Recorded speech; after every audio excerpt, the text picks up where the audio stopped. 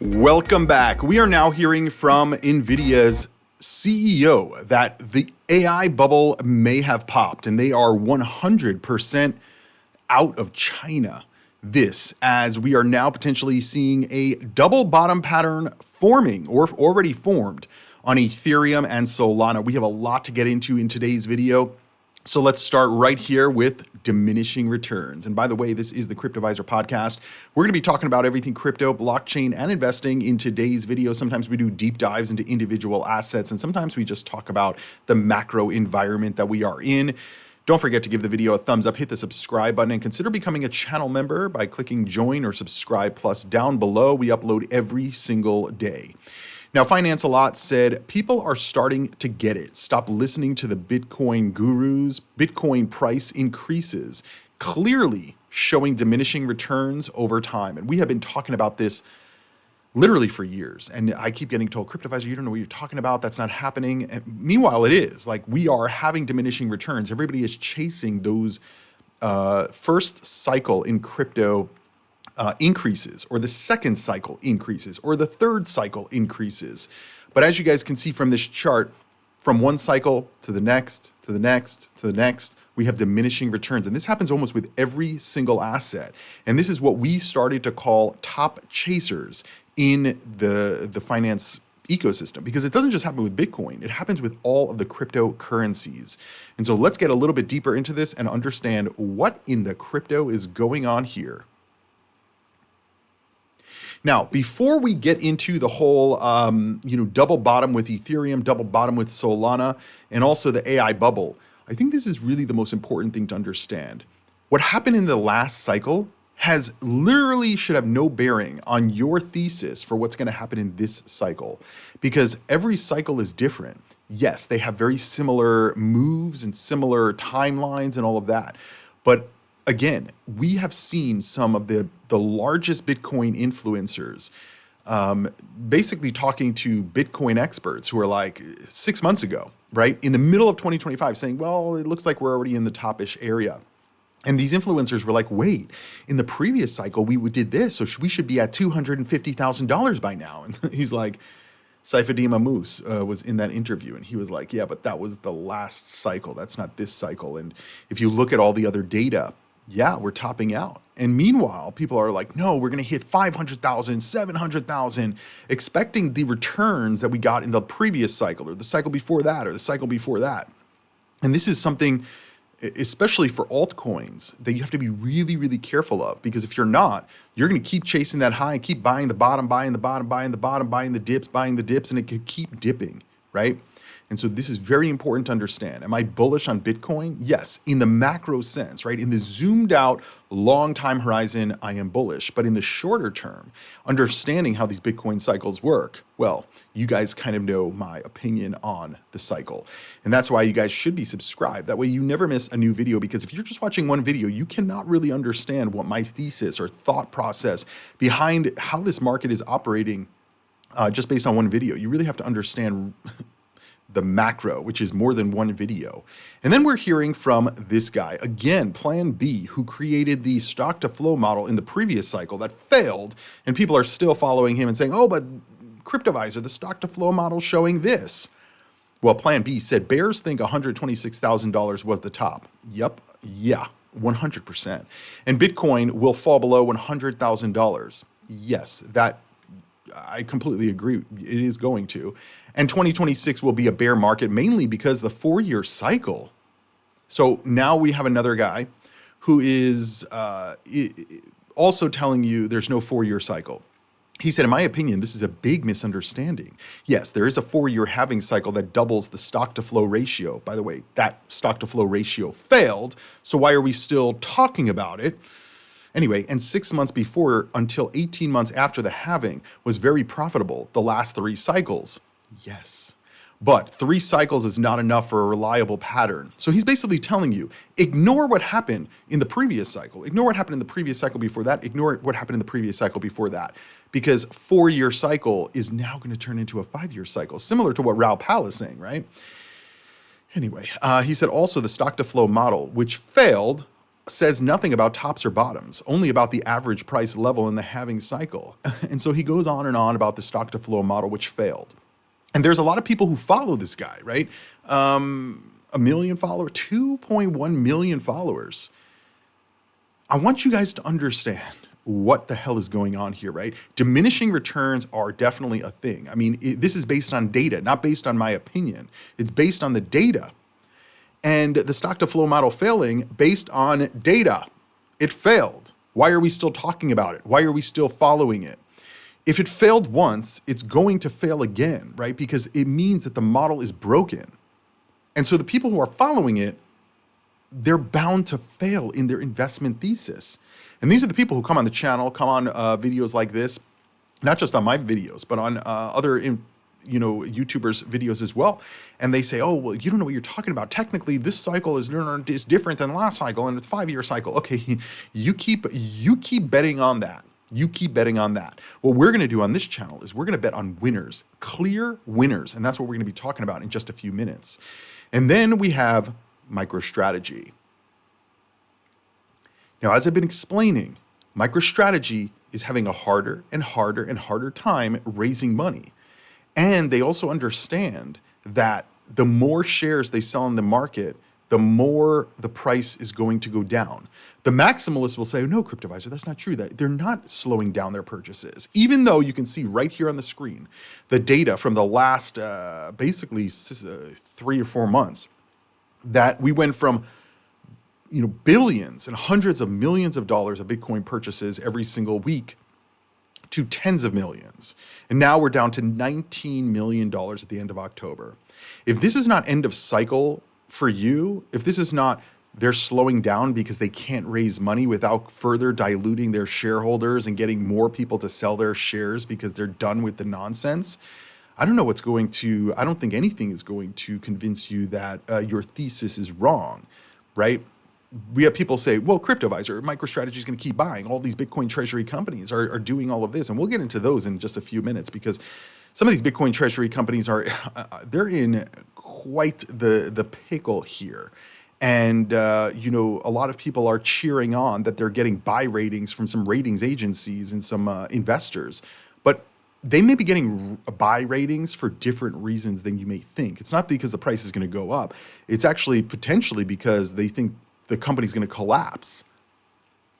And as a institutional type investor, they don't necessarily mind something crashing because if they own the shares and they own a large majority, they can make the decisions on what then goes forward and what happens.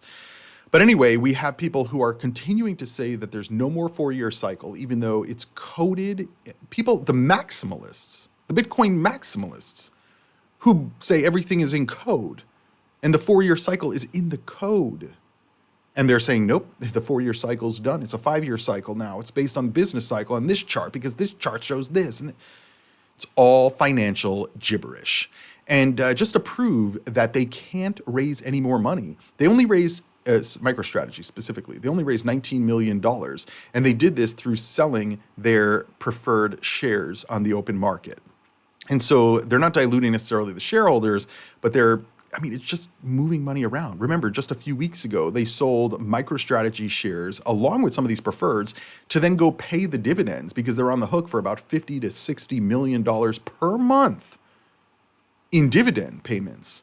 And if we do go into a bear market, which I think that we are basically already rotating into, they're going to have a very hard time paying these dividends if they don't suspend them, which I think is a very big possibility. But, at the end of the day, people don't like to look at the data. And on this channel, we're not maximalists. I'm not loyal to any crypto, not loyal to any company. Like, we're here to invest. And if the investment is no longer paying or showing good signs of bullishness, we're out, period. You can be the bag holder. I don't care. I don't care if you buy or sell what we're talking about on this channel. I really don't. I want everybody who watches my videos to make money, but I don't care what you do. Like, people are like, well, Cryptoviser, I'm going to buy what you're selling. Go for it. Go for it. You want to be a bag holder? Be a bag holder. We are not going to be bag holders on this channel, period. Anyway, Jim Chano says the MicroStrategy dollar premium EV, less Bitcoin value, is $28.5 billion today, which is less than the $31.4 billion exactly 1 year ago. Accordingly, the MNAV has been cut in half over the past year, from 2.8x to 1.4x, given the increase in shares outstanding. And so, the holders and the maximalists of MicroStrategy don't seem to fully understand the fact that the dilution that is occurring may not have an impact today, but over the course of the cycle and the rotation out of the bull cycle, 100%, and let's be clear, 100%, the dilution is going to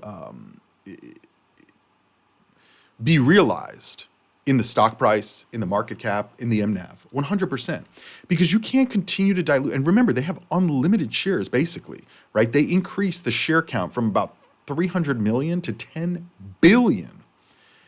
And they just keep selling and selling and selling. And the MicroStrategy bulls are like, well, this is bullish. They're buying more Bitcoin. Yeah, but they're buying Bitcoin and selling shares in the open market. It's the same thing when cryptos launch and the price goes up, and then they start unleashing the locked tokens. And then those unlocked tokens from early investors who got them for fractions of a penny are now selling it for, dollars or tens or hundreds of dollars, and they're diluting every other person who's buying at that point. And the price can go up for a certain period of time, but eventually gravity pulls it back. And I think this is what's going to occur here, and this is what Jim Chanos is highlighting. But this brings us to the double bottoms in Ethereum and double bottoms in Solana. John Bollinger, who's the creator of the Bollinger Bands and technical analyst, he wrote on X, and he rarely writes about crypto. He said, quote, potential W bottoms in the Bollinger Band terms in Ethereum and Solana, but not in Bitcoin. Gonna be a time to pay attention soon, I think. Now, what is a double bottom, or the W pattern?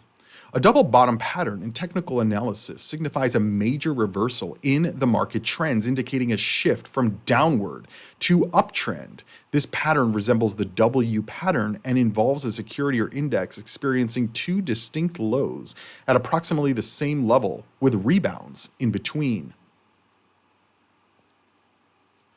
Now, if you guys have been watching my videos, you can go to youtube.com/thecryptoviser and click on the posts tab and just scroll down, and you will see that we actually highlighted a double bottom in Bitfarms, basically in the middle of 2025. This is the double bottom right here. I've never seen a chart with this clear of a double bottom W pattern. It doesn't necessarily mean that the price is going to rebound, right? Because again, charting gives you guides. It's not a dictator of what is going to occur in the macro sense in the markets. But as you guys can see here, when this double bottom hit, we called it out. What has happened to Bitfarms since then? Straight up. From about 70 cents all the way to about $7, almost a 10x in just a very short period of time. Now, whether this holds or not, that's a whole different story. We're going to get into Bitfarms in just a few minutes here, because Bitfarms is involved in the AI trade.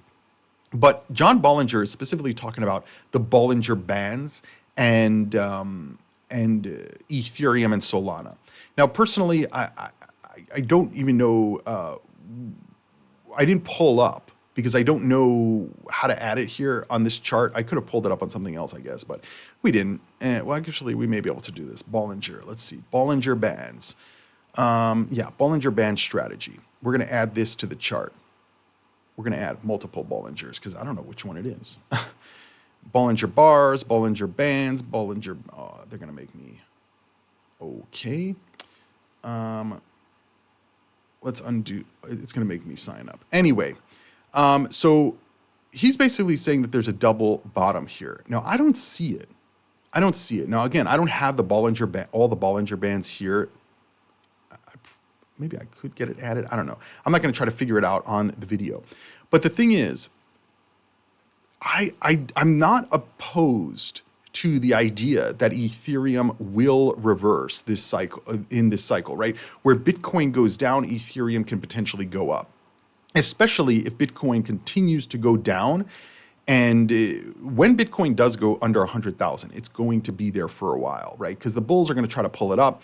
But all of these Bitcoin treasury companies, all the Bitcoin denominated companies that have bought Bitcoin, they're all going to be in immense bear market, immense panic. There's going to be a lot of issues here that I don't think are going to be resolved in a short period of time.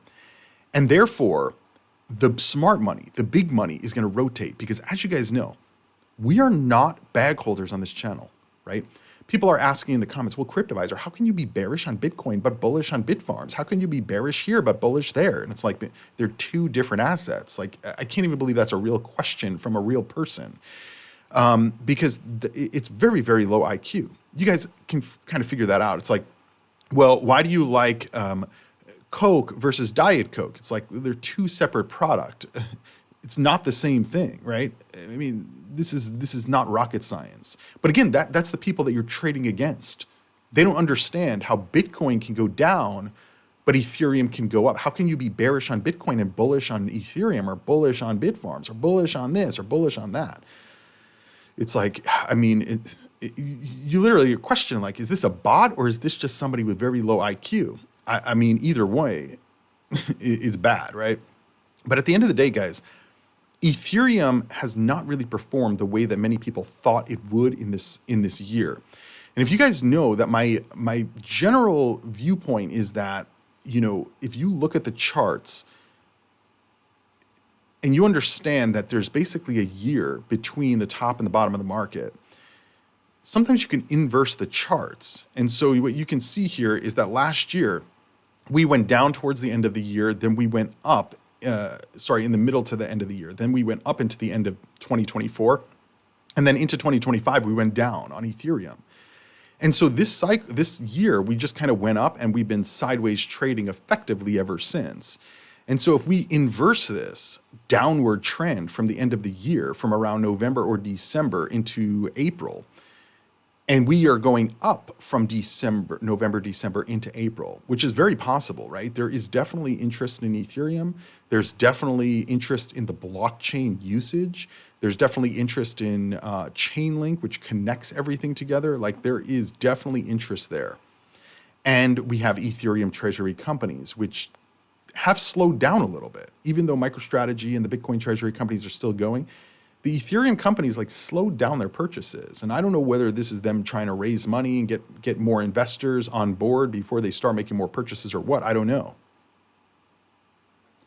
But I have looked at the charts, and I do definitely have in my potential for thesis change is that in around November or December, we may see Ethereum start to maybe take a dip and then move higher all the way into the middle of 2026. This is very possible for Ethereum.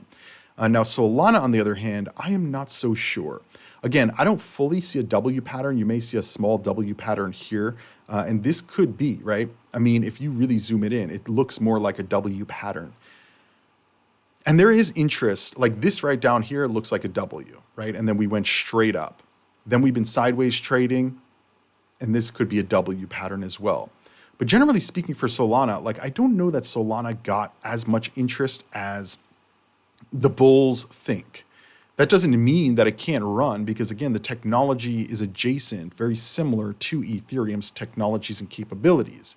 And so if Ethereum starts to uptrend into a short bull rally, this could also bring up competitors to Ethereum, because Solana can do things cheaper. It can do many of the same things. It has a lot of billionaires on board with it, but we'll have to wait and see.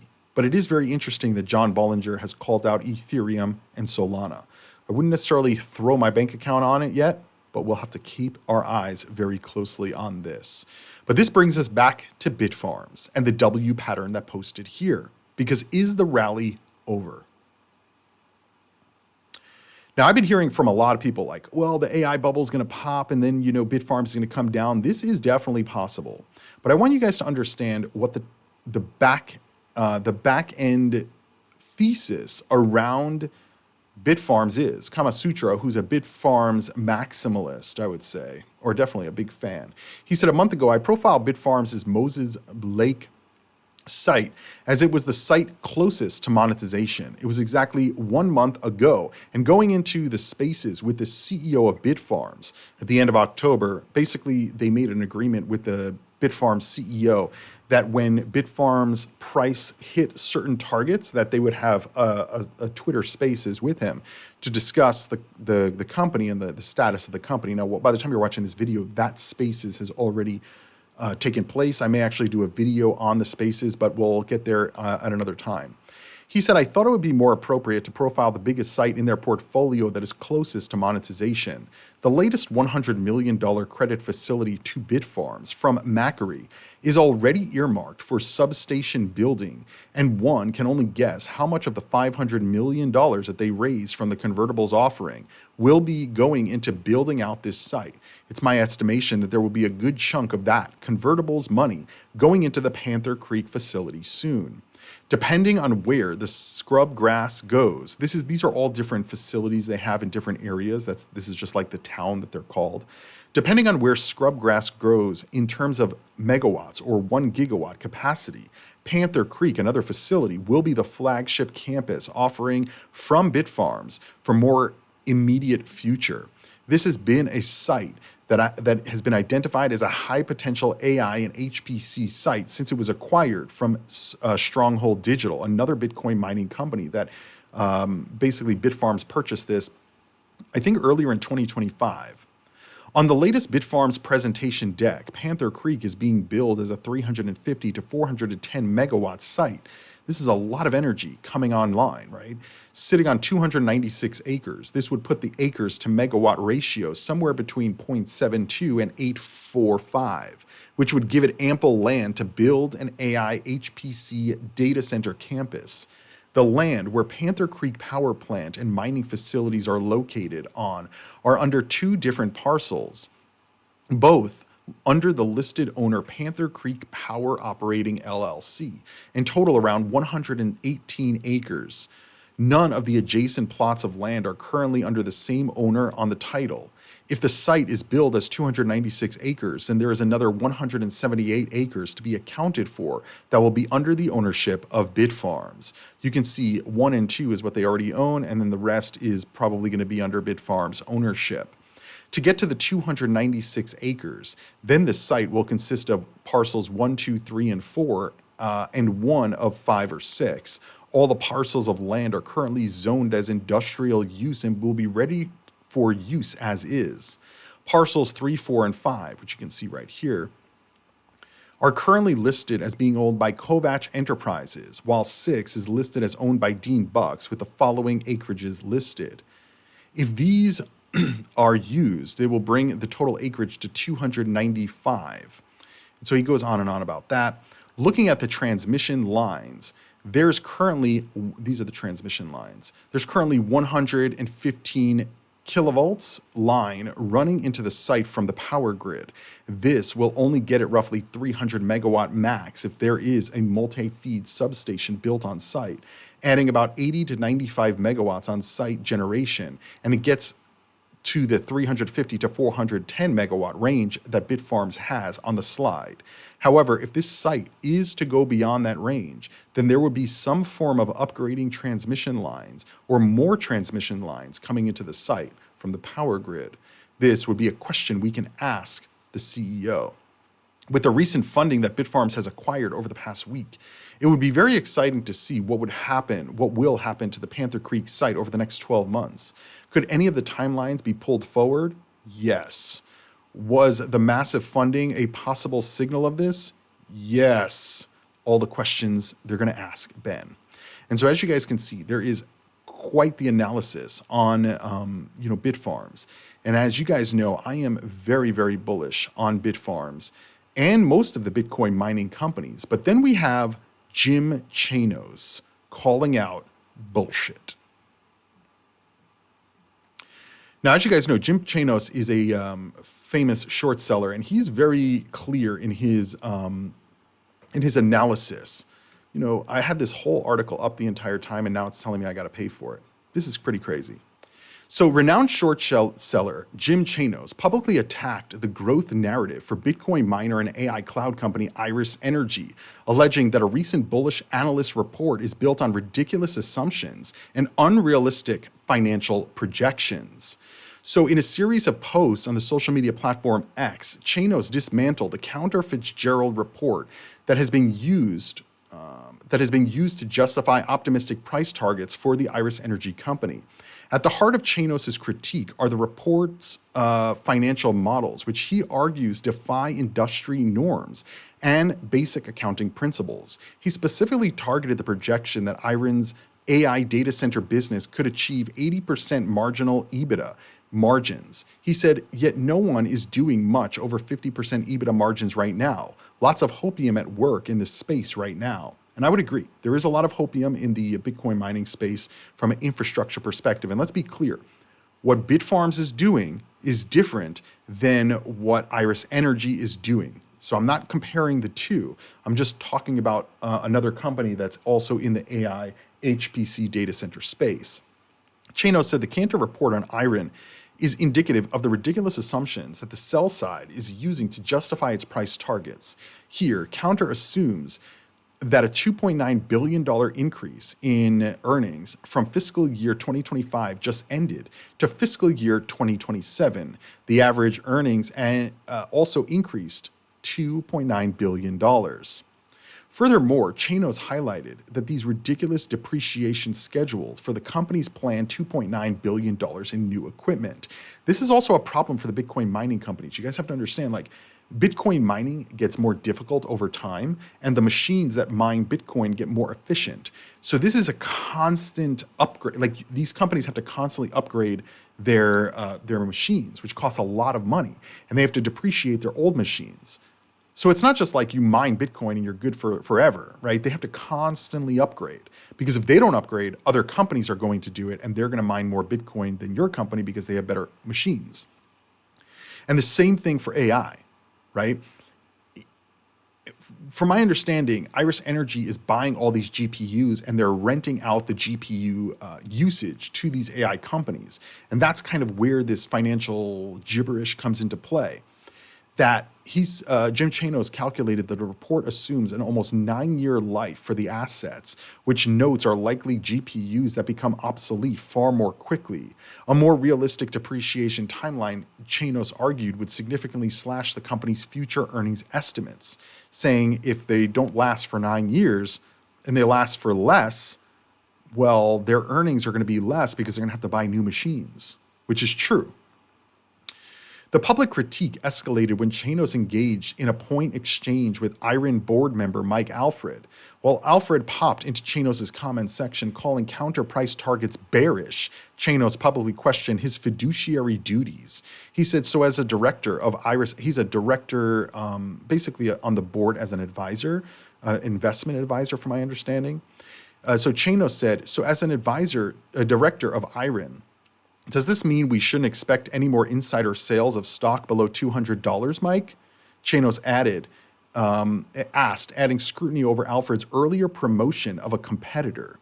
He said, totally agree, they are way too bearish. I don't trust the price targets below $200. Thanks for pointing this out, Jim. And effectively, Jim is saying that there's insiders that are selling below $200. So why are they doing that if he doesn't trust any price targets below 200, right? So these are questions you got to ask. And, Iris Energy right now is $60, $70 range. Could we have topped out for a little bit? Possibly. $17 billion in valuation. And the conversation around, is AI in a bubble? Now, we'll get to that in just a second here. But before we go there, I just want to show you another tweet of Jim Chanos calling out Mike Alfred. Mike Alfred posted on X, sold all, and this was on basically October 17th or something like that, middle of October. He said, sold all my gold today, all my GLD, gold bars, and jewelry, all of it. And I used the proceeds to buy more Bitcoin at $106,000. Let's see how this turns out over the next few months. Jim Chanos said, didn't you sell all your gold back in May before its 30% rise, Mikey? And posted a tweet from May 12th saying, 100% agree, I sold all my gold, too much volatility. And they also community noted that original post. So again, you have to be really aware of where you're getting information from and understand that you should look at information from both angles, right? The bullish, the bearish, and the neutral. I follow a lot of people that I don't agree with. A lot of people I don't agree with. It's very tiring to continue to listen to these people, but it's very important because I'm not saying that their information is completely BS, right? They may have really valid points, but I really want to understand what the bulls think. I really want to understand what the advisors, what the CEO thinks, what the people on the board of directors. Because if the board of directors is like, think about the whole quantum computing thing that we've been talking about on this channel. You have these quantum computing companies that everyone's like, oh yeah, these are the best things since sliced bread. And meanwhile, the CEO has 0 shares in the company, and insiders continue to sell and sell and sell. So would I want to buy when the insiders are selling? Do I want to buy a MicroStrategy when they're continuing to sell shares on the open market to raise money, to buy more Bitcoin, to dilute me even more? The answer is no. And again, this channel is about investing, not being a maximalist. Mike Alfred also wrote this on X in October, saying no one, absolutely no one, can tell you where Bitcoin is headed over the next few hours, days, or weeks. But everyone, absolutely everyone who has been bearish on Bitcoin for even a few weeks at a time over the last 15 years has been wrong. Every single one, no exceptions. Well, Josh Mandel, we know MicroStrategy expert here, said, what? And posted a chart from the beginning of 2025 until the end of March in 2025, when you saw a major decline from $108,000 down to $84,000, basically saying he wasn't wrong. Bitcoin did go down. Bitcoin did crash. And so again, don't just take tweets, because I see in the comments all the time, well, Cryptoviser, Michael Saylor said we're never going to have a bear market again. It's like, okay, he can say whatever he wants. It doesn't mean he's going to be correct. Again, that's who we're trading against. Meanwhile, this I think we just have to put on our radar.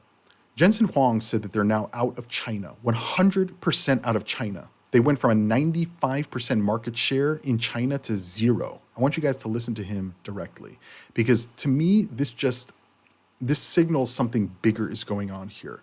And the potential, I mean, NVIDIA is what, almost $5 trillion in market cap. And this is the most valued company in the history of the planet. It's double the valuation of all the cryptos put together. At the moment, we are 100% out of China.